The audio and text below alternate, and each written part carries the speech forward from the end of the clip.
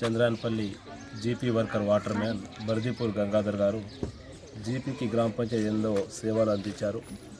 మరి సుమారు 6:30 గంటల ఉదయం కరెంట్ షాక్ సర్క్యూట్తో మరి ఇల్లంతా కూడా పేలిపోవడం జరిగింది.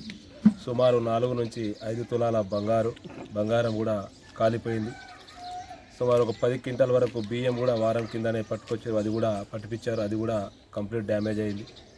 అదేవిధంగా వాళ్ళ భార్యకు కంటి ప్రాబ్లం ఉందని చెప్పేసి కంటి ఆపరేషన్ గురించి అని 1,00,000 రూపాయల వరకు కూడా అప్పు తీసుకొచ్చి ఇంట్లో పెట్టుకున్నారు. అవి కూడా కాలిపోవడం చాలా బాధాకరం.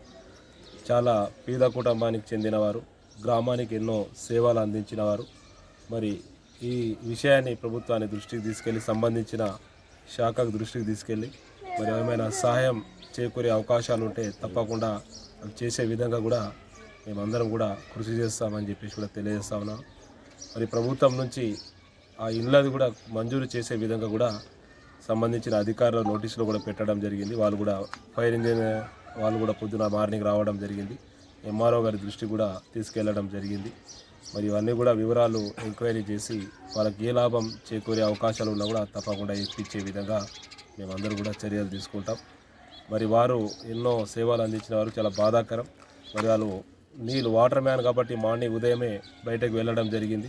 చిన్న పిల్లలు ఉన్నారు, వాళ్ళందరూ కూడా బయట ఉన్నారు కాబట్టి మంచిదని ఇంకెవరికి ప్రాణహాని నష్టం కానీ ఇంకెవరు ఇలాంటిది ఏం నష్టం జరగలేదు.